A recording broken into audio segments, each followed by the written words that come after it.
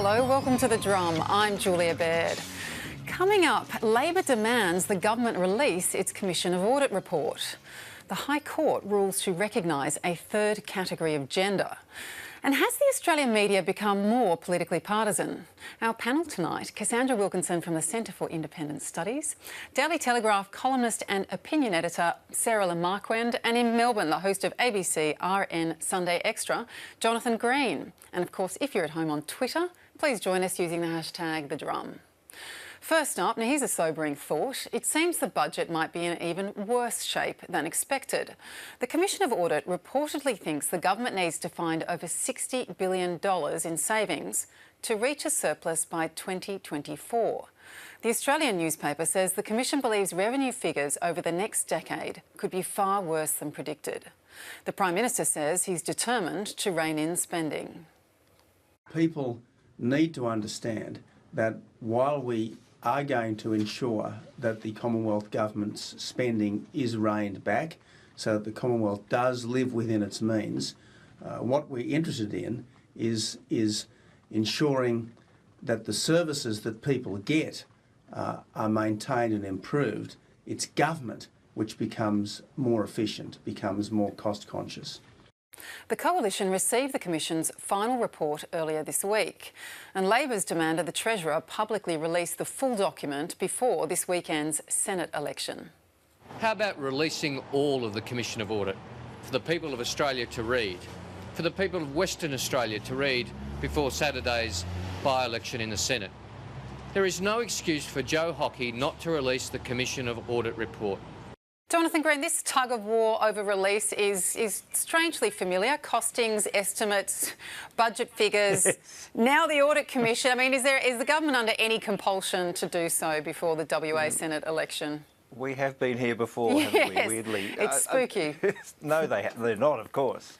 And for anyone to expect them to release this before Saturday's vote, I think that's foolish. I mean, it would be politically absurd for the government to do that. Having said that, I think this situation is sufficiently serious that there needs to be a fairly serious national conversation about it, because what Tony Abbott said there about having a more efficient government and cutting costs, of course that's all good and true, but it's not going to solve this problem. And a lot of this problem lies on the revenue side of the ledger.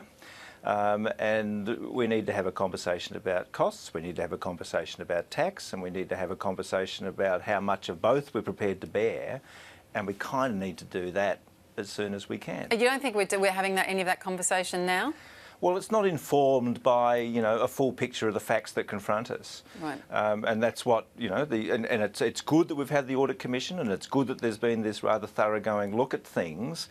But decisions that the government's made already, like the $8 billion to the Reserve Bank that they didn't really want, did that have to go? The $4.5 billion that they're going to get from the sale of Medibank Private, which has already been committed to roads because Tony Abbott wants to be the infrastructure Prime Minister. Are these good decisions in the context of whatever it is that the Audit Commission has revealed? We don't know. But was that not decided in part? I'm going to move on to the rest of the panel. But was that not decided in part at the last election? I mean, he made his commitment to roads very clear then. Is that the rest of the panel, or is that me? I think. Oh, sorry, I was saying Jonathan, yes, just quickly before we move to the panel. Sure. Well, I think that the sale of Medibank Private, it wasn't, I don't think, pigeonholed before the election. And look, we had this discussion about costs and so on before the election, but we didn't have the detail. The severity has increased hugely subsequent to the election, according to the government, and that's something that, we need to be brought in on. What do you think, Cassandra? Let me bring you in on this. I mean, we've been very well prepared that this is going to be a budget of some severity. It may or may not prove to be so, but do we need more information when we're as we're preparing for it? Oh, well, there's always a, oh my goodness, we've had a look and it's worse than we thought moment from every new government of every kind of stripe. I don't think that we need to see the audit to guess what's in it. A lot of it will reflect what was in the Henry Review of Taxation a couple of years ago. A lot of it will reflect what's been written by the Productivity Commission in recent years. We do keep coming back to the same difficult tasks on both the revenue side and the expenditure side every time. An audit, and in New South Wales, for instance, the Libs had the SHOT report. Previous to that, Labor had the Vertigan report. It's it's not unusual for governments to get some outside advice from people like this Audit Commission to set up a context for coming back to these hard decisions and taking another crack. I don't think it'll be a mystery what's in there.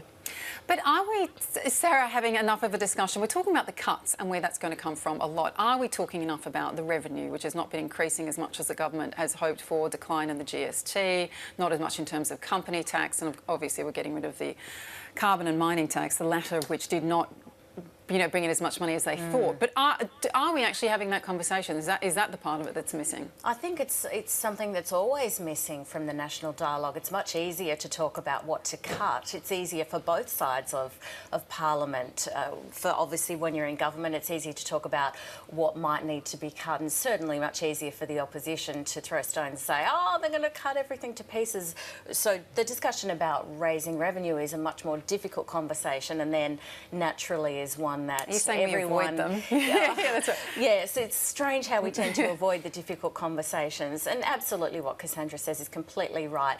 This is the typical first-term behaviour, saying, gee, the budget's in even worse shape than we would have expected. Of course they're going to say that. You only get to play that card once to this degree, and that is before you hand down your first budget. And just going back to what Jonathan was saying with Chris Bowen's comments, it's absolutely ridiculous to say that the people of Western Australia should get to read the Commission of Audit before they go to the polls this weekend. As a voter, I didn't get to peruse it before September 7, and theoretically, isn't that the circumstance that should be recreated? Would you have pored over it? Absolutely. I wouldn't have missed a word of it. Okay. So they could erase the memory from after Synodinas in Western Australia too. They'll just wind back the tapes. That's right, yeah. 6 months never happened. Time machine. So useful, yes. Votes It is are a still little bit of coming. a myth, though, that governments struggle to raise taxes. I mean, we've now got about 36% of GDP paid in taxes, plus we've got a whole lot of charges that state governments particularly levy, which is everything from your driver's licence to mining royalties to all kinds of charges for when you get houses. And so there's no shortage of new taxes, and we are paying nearly 35% of GDP in taxes. So I wouldn't suggest that we're not having a taxation discussion because governments don't like to tax. They're collecting quite a bit of it already. Well, no, Except because that they don't like revenue- to talk about it very much. No, Yes, the quickly, revenue Jonathan, they're because we're about to collecting. move on. Yes, is declining. Well, it's not paying its way. Yes. It's going to have to increase. Yes, right. Okay. Now, something else of great interest. The Prime Minister caught most Australians by surprise last week when he brought back knights and dames. Former Governor-General Quentin Bryce was the first person to be honoured.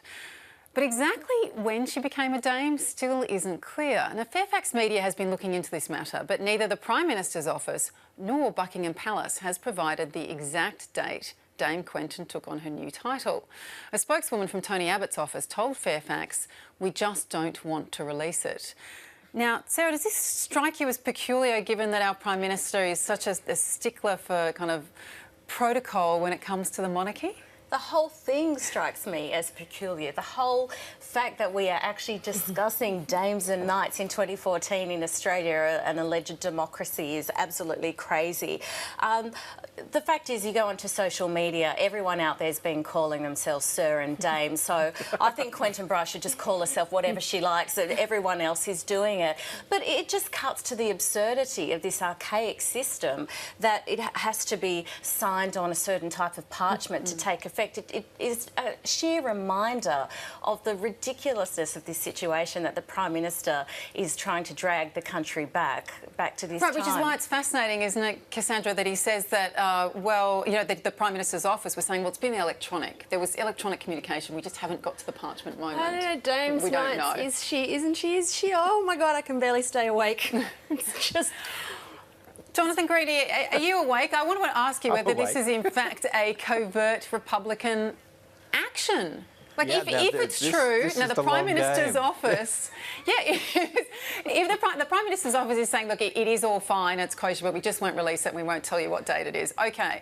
But if it were the case that the electronic communication was had before, and the parchment might not have been signed before Quentin Bryce became a dame, isn't that the ultimate in Republican moments? Doing it before the Queen says yes formally? Yeah, so is Quentin going to be a backdated dame? Is this what's going to happen? I can just imagine the Queen got a text and she's saying, yeah, OK, thicks lol. just sort of tapped it out in reply. But it's this wonderful new form of words too from the Prime Minister's office that we just don't want to release it. You know, there's no mucking around with an odd water matter or in the interest of national security or all the other sort of forms of words that they've been using in the last few months. They've actually hit on the perfect form of words. We just don't want to tell you. Right. Expect to hear more of that. This is the craziness of how a constitutional monarchy is justified, in that people say, oh, well, the Queen's really just a figurehead when they're trying to tone down and say to everyone, we don't need to go to a republic. And then the moment that it becomes apparent that actually something didn't happen because the Queen mightn't have signed on the dotted line at the specific time, everyone gets a little bit cagey about that because we don't want to actually acknowledge that we still are dependent on the Queen to sign off on this. And I think that's why we're hearing this coy attitude from the Prime Minister's office. It would have been nice to have that footage, wouldn't it, of the Queen sitting at her desk, you know, and signing it, looking impeccable, a big flourish. You would have thought that Tony Abbott would have a signed photograph of that very moment on his desk. Right. Presumably this has all got to do with the great vellum shortage of 2014, that she couldn't get the right amount of pigskin for the royal signature. This is just too silly for words. Yes, maybe we'll see Kevin Rudd pop up near Buckingham Palace to usher it through in the next little while. OK. Alexander Downer. Yeah, yes, Alexander Downer actually might be able to follow this up for us. All right, we'll keep an eye out for that documentation, but let's talk about the employment now. It's been another difficult day for Australian job losses in Australia. BP has announced plans to close its Brisbane oil refinery, forcing hundreds of positions to go. The company's Australasian chief says the growth in low-cost Asian refineries has transformed his industry. Andy Johnson is hopeful the workers will find jobs elsewhere, but Labor wants the government to offer them immediate support. We are very committed to supporting our employees throughout this transition and the transition arrangements, which we are still working on, but we'll look at various support to them to find other jobs in BP and also within other employers as well. I'm not saying this is easy, but what I am saying is we need a government dedicated to jobs, to value adding and a plan for the future. And what we've got instead is a government that's got a plan for knighthoods and dames. It's not good enough. We've got to look at where the federal government kicks in. How do we assist workers find work in alternative industries? Whether intensive assistance through our agencies is available or not. It's not necessarily always available in the first instance. These are all key questions we don't have answers to at the moment. Cass, we are talking about a lot of job losses that we've been discussing lately: fruit, cars, oil, and cigarettes, with Philip Morris kind of closing its factory as well. And Qantas, what kind of assistance do you think the government needs to provide in these circumstances? Well, I think we need to keep in perspective the job losses. So in the month of February this year, there were about 50,000 new jobs. There's a lot of turnover in the market. There's about 11.5 million people currently in jobs, about 750,000 currently unemployed. Every month, many thousands of jobs come and go from that pool. This 180 jobs in Queensland, it's going to be really rough for the people involved, but we shouldn't, every time there's one set of jobs lost, throw it up on the news as if on the same day no new jobs were created. And I think part of the problem is that government throws its attention at the job losses that make the news instead of dealing structurally with the problems about getting kids in the transition from school to work, about supporting people in the middle of their working lives who need transition skills. There are serious structural problems that won't be solved with specific packages for high-profile failures. What do you think, Jonathan? Because we do talk about structural problems in the industry, and if we talk about what's been happening with oil refining in Australia, you know, given the cost of wages here, you know, it has been in decline for quite some time, and also the scale of the market. I mean, is this another situation where, you know, the government needs to watch an inevitable decline?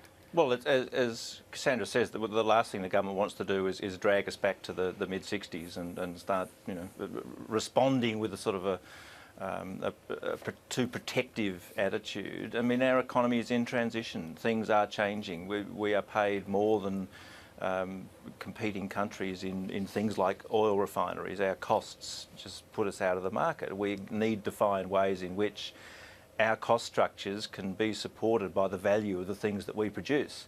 That's our challenge. I mean, it's like the Paul Keating thing meantime, that the economy is in transition, people may lose jobs. The hope has to be that 2 weeks later they find a better one. Right. And that's, you know, that's the management challenge in this period of transition. It can be done, surely. Right, okay, and it's just, I guess it depends how long that period of transition is. But Sarah, the ALP have been arguing very hard. They would do things differently, they would be helping more, but are not being very specific about exactly what it was. I think Wayne Swan said we would be out there working from day one. Do you think they would be handling this situation any differently?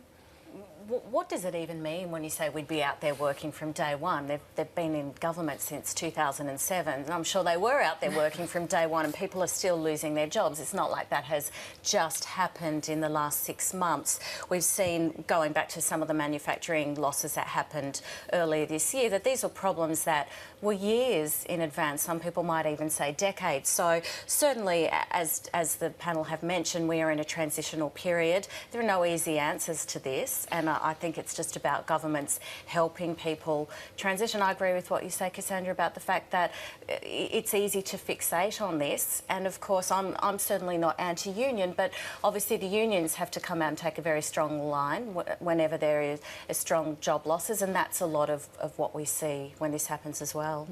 Okay. There's been a landmark High Court decision.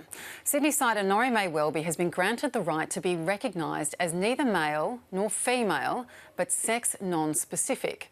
52-year-old Welby was identified as a male when born, but had sexual reassignment surgery in 1989. Years later, Norrie decided that neither of the terms male nor female fit. A 4-year legal battle with the New South Wales Registry of Births, Deaths and Marriages followed, culminating in today's ruling. The High Court decision has been welcomed by the transgendered and intersex communities. Norrie May Welby joins us now. Welcome to The Drum. Thanks, Julia. A big day for you. A huge day, massive day, years in the making. Right. And so what does this decision actually mean for you? For me, it means that my documents can say that my sex is not specific. It can say X. I don't have to have a document that says I'm M or F and explain why I'm not quite that. So for me, it's a validation of my true identity, my right to say who I am. Right. And which documents? So it will be your birth certificate, your passport? Already I've had it on my passport since 2011. Right. The rules were changed then to allow Australians to be MF or X, in line with the 1951 International Civil Aviation Organisation, which said back then passports have to have your name, where you come from, and your sex, which could be M, F or X. In 1951? It's not something new I'm doing. Oh my goodness, I had no idea. But it means my driver's licence can be on problematically X, so if I get pulled over by a DUI and they go, right, well, you don't quite match what gender this card says. Instead, it says, we don't know whether you're Arthur or Martha. No, I don't know whether you're Arthur or Martha. You must be you. but do you get that a lot, that people kind of grilling you on the Arthur or Martha situation? Do you find yourself explaining, you know... So many government forms or even internet sites. You can't register for a news site without picking a binary sex often, which is changing. I think Facebook just introduced about 50 different sex categories. Right. Okay, all right. Now can we just talk through your history a little bit so people can understand how you got to this point? So you were identified as male when you were born, but you never felt male as a child. I was identified as male when I was born. When I was born, I couldn't speak. Right. Right. And I had no idea the difference between boys and girls. But yes, my birth certificate said I was male because I had male appendages. What was inside my brain is another story. And the brain, of course, is a physical organ. And it may well be they'll discover that there's something in the brain that predisposes people to identify more with one parent or the other. So as an adult, I identified as androgynous. I did drag shows. I had a lot of friends who were trannies. So I took hormones and had the surgery within 4 years in 1989. And then I thought, well, now that I'm a woman, what does that mean? And I explored feminism and why there are boundaries put around our behaviour as women. And I decided I didn't want to be part of that restrictive system, stopped taking hormones, and now I'm clearly physically androgynous. What restrictive system? Which restrictions are you talking about? Well, the rules that say if you're a girl, you're not allowed to climb trees. If you're a boy, you're not allowed to play with dolls. Right. All the many rules that society has. Yeah, right. But you didn't see there are a lot of women who are climbing trees and doing all that kind of thing anyway? Or just bored you the whole idea of the categorisation? I didn't like the idea that you were trapped. There's only a certain number of things you could do if you were this gender, or a certain number of things you could do if you were that gender. For example, men weren't allowed to work in childcare. Women weren't allowed to work as managers. And that's still the case in many areas in our society. We're still trying to break that down and change it. How many female MPs do we have? And was there an exact moment you can tell us about when you realised, you know what, I'm not male and I'm not female? When I read Anne Foss-Sterling's The Five Sexes, in which she postulates that there's male hermaphrodite, female hermaphrodite, and then complete hermaphrodite. She was just giving an example of ways that you could classify people, and you could come up with 5 or more classifications. But that's when I read about people being born intersex, people being born hermaphrodite. So that's obviously an option that Mother Nature thinks is okay. Why do humans say, no, that's not okay? The moment an intersex baby is born, it's declared to be an emergency about assigning a sex to this child, and rather than just saying, a healthy child's been born. And how much does the term non-specific matter? Because there's other terms used, as you've said, intersex, and in your court case, intersex and androgynous. I think neuter was used at one point, and transgender. Where do you stand on those? Yeah. Non-specific was the term favoured by the Australian Human Rights Commission in their Sex Files report from 2009. They consulted with the sex and gender diverse community and all the government bodies that regulate everybody around Australia, and they came up with the idea of having a non-specific sex as an alternative to male or female. So rather than have to say that this person's not male or female, this person's male and female, this person's 70% female, 30% male, this person's the other way. Rather than have to have all those categories, we just say, okay, 49% of people are male, 49% are female, 2% other, or non-specific. Right. And is that the term that you would favour? I'm happy with that. And tell us about the pronoun, because you like to use Z, is that right? Z-I-E. Oh, if I'm at a queer conference with students, then we'll use the Z's and the hers and the heres. But with ordinary English-speaking people, her will do, or they or them. Sorry, Jonathan, you had a question. I wanted to know about the pronouns, but that's been adequately answered. I wonder though, Norrie, you know, these structures lag behind here. As you say, any website that you want to fill in will ask you for a binary sexual choice. Do you sort of have a game with that? Do you sort of go between one or the other? How do you deal with that situation? Well, Facebook's now got 50 different categories, so things that's are changing. bit out on its own. Well, so far, others may be joining them. I might not join a website if it says whether I'm male or female, or I might write them an essay. Fair answer. And what kind of responses do you get to those essays? I don't know. Probably no response. Right. Norrie, have you found people have been more accepting over the years? We've seen a lot of progress in this area, and people seem to become more enlightened and educated. Is that? There's been more and more public acceptance of sex diversity in society. In fact, there was an Australian story just recently where some Major General changed sex, and Tony Abbott. It wasn't Major General. It was Kate McGregor, who was a speechwriter, and to Lieutenant General Morrison. Oh, right. Yes. Okay. I thought they had a sergeant title. But she is. She is. She is very senior. She's the most high-ranking military person, changed sex, military and exactly. Tony Abbott did the introduction for that story. Yes. Indicating that we're not on the marches anymore. And what effect did that have on you, seeing him say those words at the beginning of that program? That was very heartening for me to see that a conservatively identified person still sees that including everyone in your community is an important value, even someone who does something as startling as changing sex. And is that what is at the core of this decision for you? Is it about saying, is it about people of equal value, or is it just saying this just is who I am and finally the law has caught up with that? It's about equality for everybody. And for me, it's about saying this is who I am, that's not male or female, what does that mean? How can I live life honestly rather than having to fit into a system I don't quite fit? Surely the system should be for everyone that it looks after.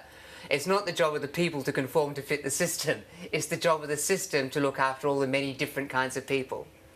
And what do you see as the broader implications? Like, what do you think could potentially flow from this decision?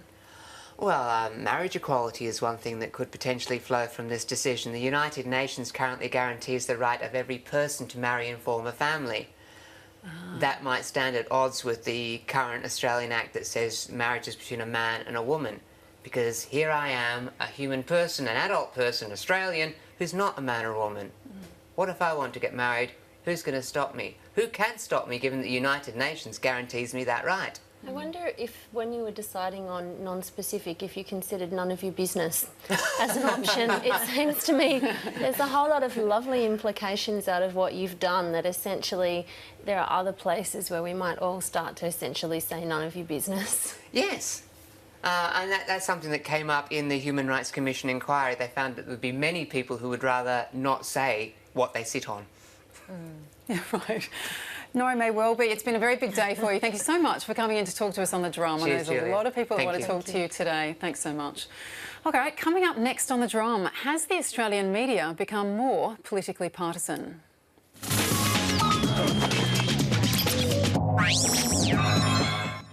The ABC's managing director says the Australian media has become a winner-takes-all battle.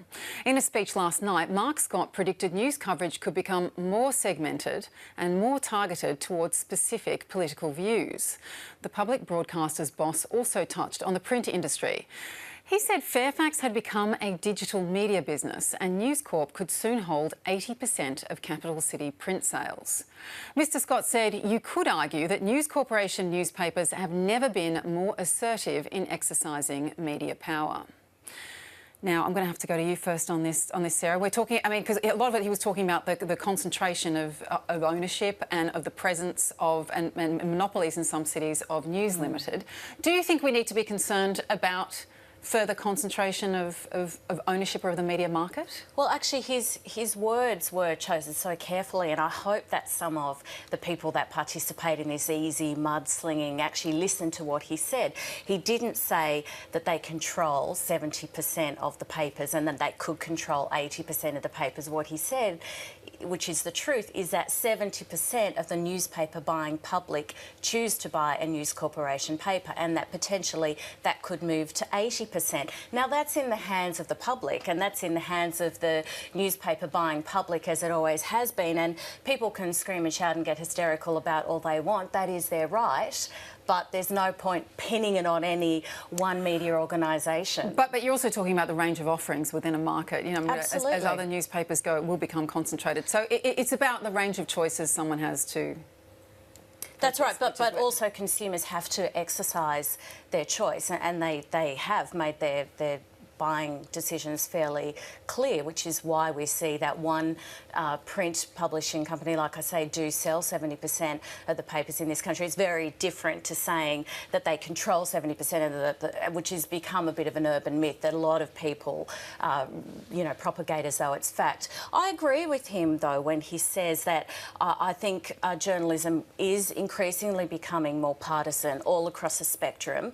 And I think the reason for that is because we all know that people are increasingly getting their news from a variety of sources, and the media landscape has had to change and evolve, and part of that is that the opinion cycle has increasingly merged more with the media cycle. This show is a prime example of that.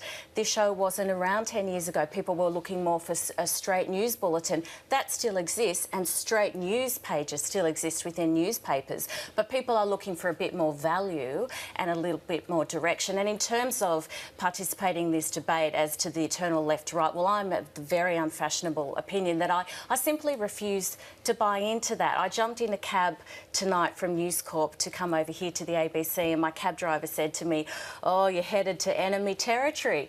And I said, "Oh, no, look, don't talk like that. We're all friends, aren't we?" And we then had a bit of a discussion. He said, "Oh, I like it. I think there's a bit of balance. You know, I think the ABC go one way and you guys go one way." And I said, "Well, actually, it's a little bit more complicated than that, to be quite frank, all around." I said, "I'm the opinion editor at the Daily Telegraph, and there's actually a lot more diversity in those pages that people that don't read our papers give us credit for." And I would say the same thing about the ABC. I think people that tend to be its most strident critics are just sort of picking and choosing the criticism that they read elsewhere that suits their personal views. OK. Cass, do you think it's right that the media is going to become more partisan? Well, there's a lot of other...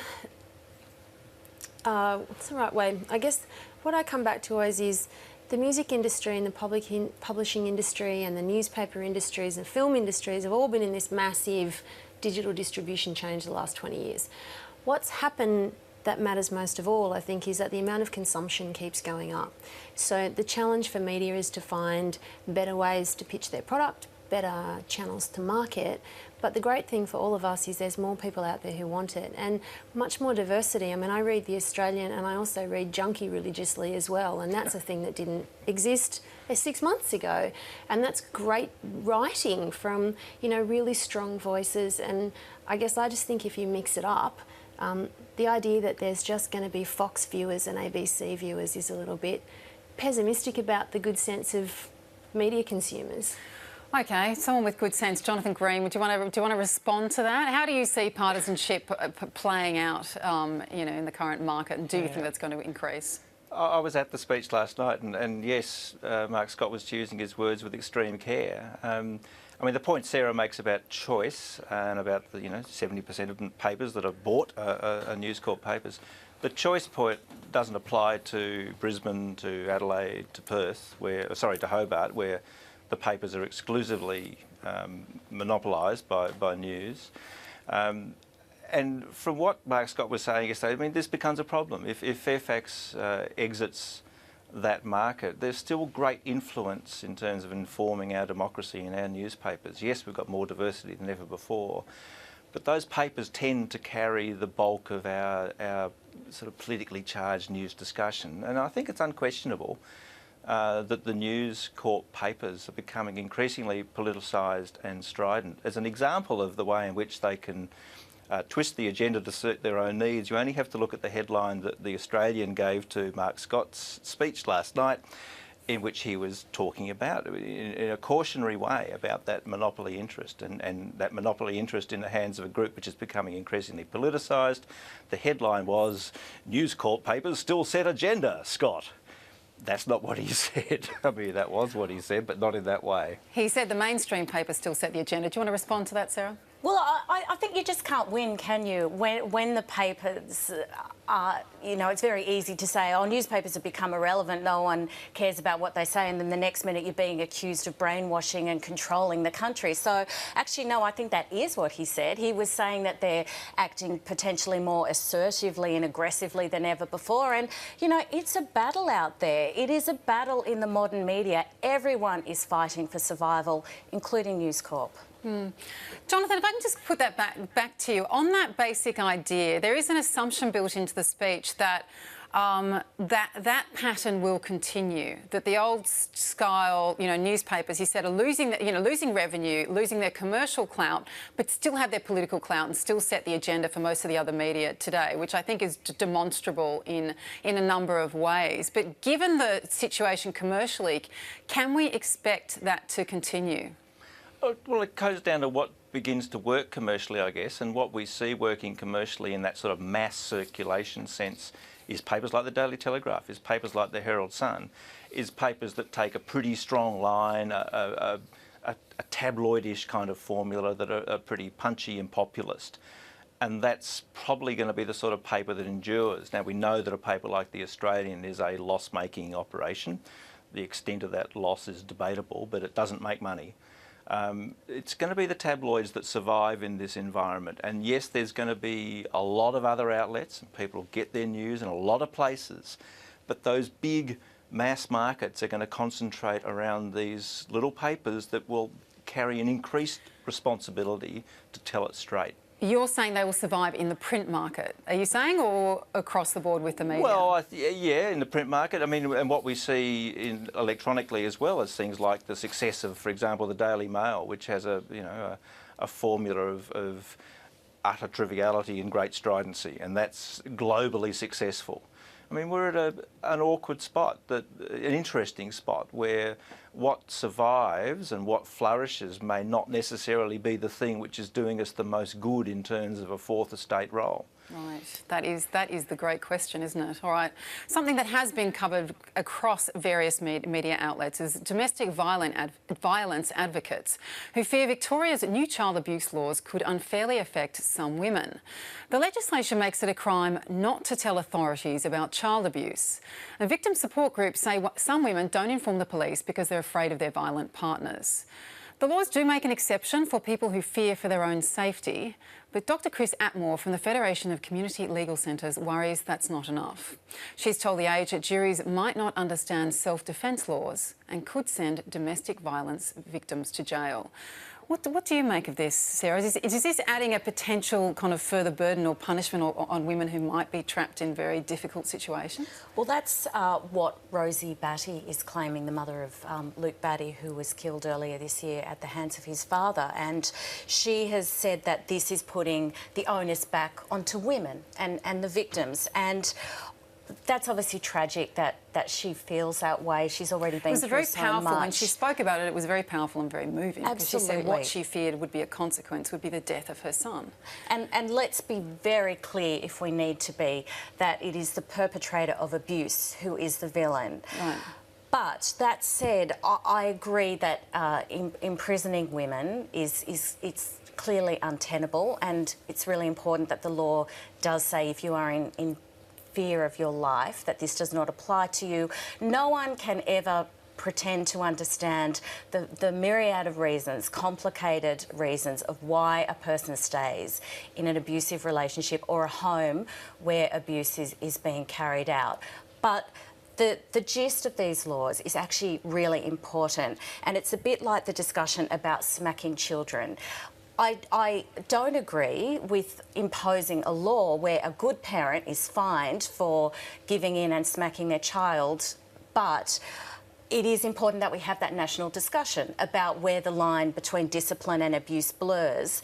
And that is why, for example, the Royal College of Physicians called for a ban on smacking that made it illegal last year, because they're trying to initiate a national debate, and that's what is important here. But with the smacking, you're talking about the person that did the action, and this is correct. But this is about someone who watched and was part of that scene. But at the core of these, we are saying that every single person and every parent, whether you are the perpetrator of abuse or not, you do carry a responsibility to a child that is being subjected to abuse, and I agree with that.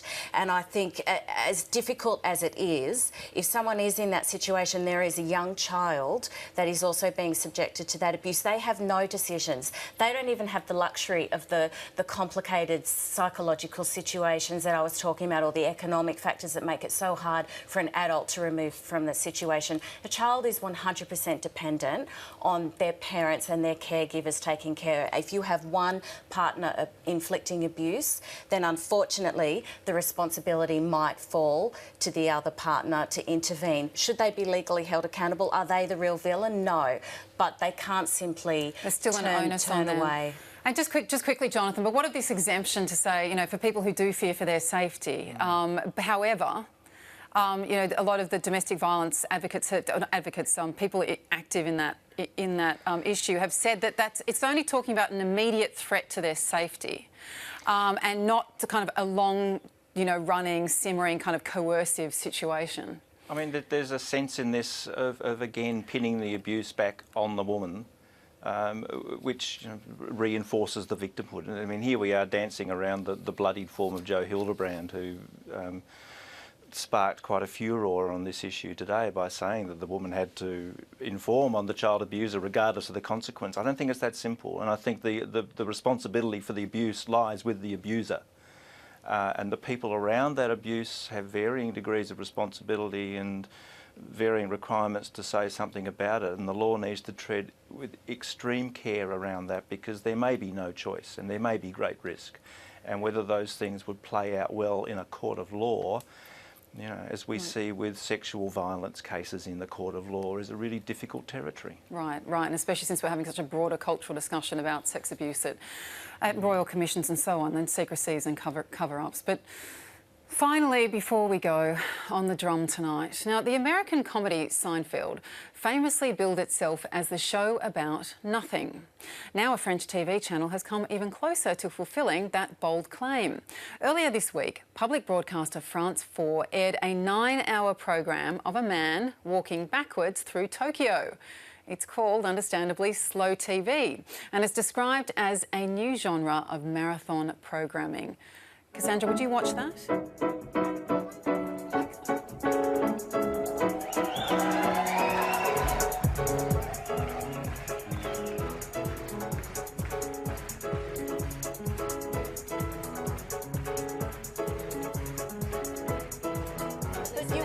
Slow